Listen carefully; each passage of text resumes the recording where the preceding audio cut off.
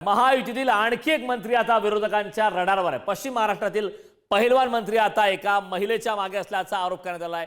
त्यामुळे महायुतीमधील आणखी एक मंत्री आता विरोधकांच्या रडारवर आलेला आहे। काँग्रेस नेते विजय वडेट्टीवार यांनी या संदर्भातले गंभीर आरोप केलेत। तर उद्धव बाळासाहेब ठाकरे पक्षाचे खासदार संजय राऊत यांनी सुद्धा जयकुमार गोरे यांच्या हक्कालपट्टीची मागणी केली आहे। त्यामुळे आगामी काळात आता जयकुमार गोरे यांच्या संदर्भात काय घडामोडी घडतात हे पाहणं महत्त्वाचं आहे। मात्र तुर्तास तरी धनंजय मुंडे यांच्या राजीनाम्यानंतर माणिकराव कोकाटे यांच्या मंत्रिपदावरती टांगती तलवार असतानाच आता जयकुमार गोरे यांचं सुद्धा मंत्रिपदासंदर्भात आता महत्त्वाची अपडेट समोर आहे। उभा धिंगाणा म्हणतो ना, ते धिंगाणा चाललाय धिंगाणा। एक मंत्री, पहिलवान मंत्री, रोज व्यायाम करणारा विवस्त्र फोटो एका स्त्रीला पाठवतो पश्चिम महाराष्ट्रातला, 10 दिवस जेलची हवा खाऊन येतो, त्याच्या पलीकडे जाऊन 10,000 रुपयाचा माफी मागून न्यायालयात दंड भरतो आणि मंत्री झाल्यानंतर त्या महिलेच्या मागे लागतो ब्लॅकमेल करायला। विवस्त्र फोटो पाठवलेला मंत्री जर मंत्रिमंडळात असेल आणि एक तर महाभाग उत्तर महाराष्ट्रातला मंत्री माजी राष्ट्रपतीची जमीन धापतो म्हणजे कल्पनाच करू शकत नाही केवढी हिंमत या मंत्र्यांची। पहिली महिला राष्ट्रपती, त्यांची जमीन 26 एकर बोगस प्रमाणपत्र घेऊन आणि तो मंत्रिमंडळामध्ये मान वर करून फिरतो। देवेंद्र फडणवीस यांच्या मंत्रिमंडळात ते भाजपचे त्यांचे अत्यंत लाडके मंत्री जयकुमार गोरे यांच्या बाबतीत घडलेला समोर येतो। इतिहास काळातले छत्रपती शिवकाळातले सेनापती हंबीरराव मोहिते यांच्या कुटुंबातल्या एका स्त्रीचा या मंत्र्यानं कसा छळ आणि विनयभंग केलेला आहे या संदर्भातली माहिती समोर आली आहे। फडणवीस साहेबांनी त्यांच्या मंत्रिमंडळाचे पत्ते पुन्हा एकदा पिसले पाहिजे। जयकुमार गोरे यांनी काही फोटो जे आहेत ते काही महिलांना पाठवले होते आणि त्यामुळे या मंत्र्यांचा सुद्धा राजीनामा झाला पाहिजे असे आरोप जो आहे तो सामनामधून संजय राऊतांनी केला। मला याच्याबद्दलची माहिती अजून नाही आहे, मी त्याबद्दलची माहिती घेईन आणि नंतर यावर बोलेन। या संदर्भात ताजे अपडेट देण्यासाठी आपले प्रतिनिधी पंकज दळवी आपल्यासोबत जोडलेत। मी पंकजकडे जाणार आहे। पंकज, महत्त्वाची घडामोड आहे। खरं तर एकीकडे आपण पाहतोय धनंजय मुंडे यांचा राजीनामा काल झाला, माणिकराव कोकाटे यांच्या मंत्रिपदावरती टांगती तलवार असताना आता जयकुमार गोरे यांच्यावरती सुद्धा टीका करण्यात आली आहे। राऊत असतील आणि त्यानंतर विजय वडेट्टीवार यांनी सुद्धा गंभीर आरोप केले। काय सध्या ताजे अपडेट्स? निश्चित सरकारच्या सरकारी पक्षांच्या अडचणी वाढवणारे हे आरोप आहेत असं म्हणावं लागेल। जयकुमार गोरे नगर ग्रामविकास आणि पंचायत राज मंत्री आहेत, त्यांच्यावरती हे गंभीर आरोप केले। या आरोपांना जुनी पार्श्वभूमी आहे, मात्र जुन्या पार्श्वभूमीनंतर पुन्हा एकदा ते त्या महिलेला त्रास देत आहेत असे आरोप करण्यात आलेले आहेत। माजी विरोधी पक्षनेते आणि काँग्रेसचे महाराष्ट्रातील एक महत्त्वाचे नेते विजय वडेट्टीवार यांनी आरोप केला। यापूर्वी संजय राऊत, उद्धव ठाकरे यांचे शिवसेनेचे खासदार प्रमुख नेते यांनी हा आरोप केलेला आहे आणि त्यामुळे विधिमंडळामध्ये आज पुन्हा एकदा हा विषय जो आहे तो गाजतोय। विरोधकांनी सरकारची पक्षाविरोधात जी आहे ती घोषणाबाजी केली, अर्थात छत्रपती शिवाजी महाराजांचा अपमान ते करणारी व्यक्ती ही लोक जरी प्रचंड महत्वाच्या अजेंड्यावरती असली तरी सुद्धा माणिकराव कोकाटे यांचा राजीनामा हा अतिशय ठामपणे आणि अतिशय ज्याला म्हणू शकतो हाय प्रेशरनी मागितला जातोय विरोधकांकडनं।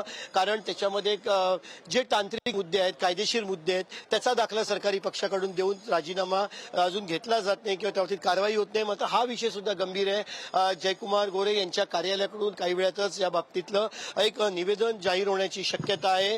कार्यालयाकडून जे आरोप केले गेले त्याच्यावरती माहिती दिली जाण्याची शक्यता आहे।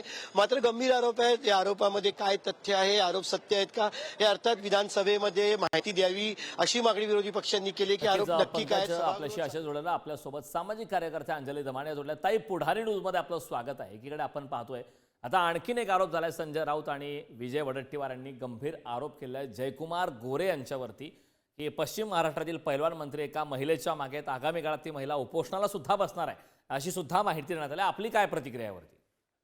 नाही, मी त्यांच्याशी बोलले तर आता हंबीरराव मोहितेंसारख्या कुटुंबातल्या एका स्त्रीला जर असे हे त्रास देत असतील तर मला असं वाटतं आणि असे विकृत मंत्री महाराष्ट्राला का हवेत, का फडणवीस अशा मंत्र्यांना मोठं करतायत आणि एकदा नाही, आता त्यांच्यावर आरोप जे होत आहेत ते 2016 पासून होत आहेत. त्यांच्या विरुद्ध त्या बाईंनी FIR देखील केली होती. 10 दिवस हे जेलमध्ये होते. त्यांची अटकपूर्व जामीन नाकारण्यात आली होती. ते जेलमध्ये जाऊन आल्यानंतर त्यांना बेल मिळाली आहे आणि असे व्यक्ती असताना त्यांना परत परत मंत्रिमंडळात घेण्याची गरजच काय? सभ्य माणसं या मंत्रिमंडळात मिळत नाहीत का फडणवीसांना?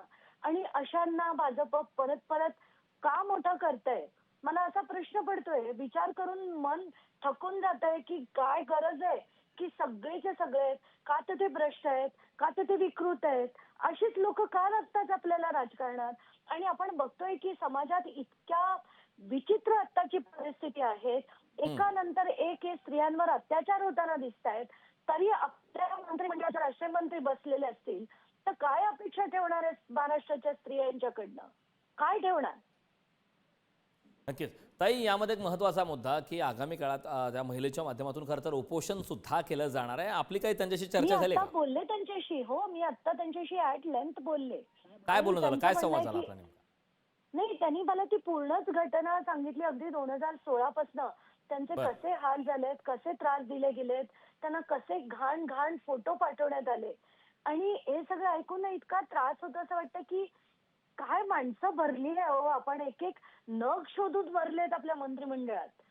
आणि त्या आज पण त्या सांगत होत्या की जानेवारी महिन्यापासून मला सतत त्रास होतोय. त्यांचे कार्यकर्ते माझे फोटो स्प्रेड करतायत, म्हणे मी काय दुबईला गेली होती म्हणून सांगतायत.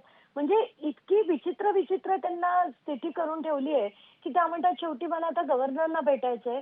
मी त्यांना म्हटलं तुम्हाला माझी कुठेही गरज असली मी तुमच्या बरोबर यायला तयार आहे. आपण हे सगळे बिलकुल लावून धरू. असे मंत्री महाराष्ट्रात नको. आणि स्त्रियांवर अत्याचार करणारे, पदोपदी अत्याचार करणारे इतके विकृत मंत्री फडणवीसांना का आवडतात मला तेच कळत नाही. नक्कीच ताई, खूप खूप धन्यवाद. आपण पुढारी न्यूजशी संवाद साधला त्याबद्दल. तर आम्ही पुन्हा एकदा आपले प्रतिनिधी पंकज दळवीकडे जाणार आहे. पंकज, खरं तर आपण पाहतोय की एकीकडे आता आगामी काळात या संदर्भात उपोषण सुद्धा केलं जाणार आहे. त्यामुळे आता जयकुमार गोरे यांच्या मंत्रिपदावरती सुद्धा टांगती तलवार आहे असं म्हणायचं का? आणि काय या संदर्भातली अधिकची माहिती? नक्कीच सरकारी पक्षाच्या सरकारच्या अडचणी वाढवणारे आरोप आहेत. आपण आता अंजली दमानिया यांची प्रतिक्रिया ऐकली. अंजली दमानिया या सुद्धा आता या विषयामध्ये लक्ष घालतायत. त्यामुळे पुन्हा एकदा आरोप प्रत्यारोपांच्या फैरी झाडल्या जाणार हे स्पष्ट अंजली दमानियांनी सांगितलं. त्या संबंधित महिलेशी त्यांनी बोलले. 2016 पासूनच्या सगळ्या घटना त्यांनी सांगितल्या. त्यामुळे अंजली दमानिया यांच्या सोबत आता असणार आहेत.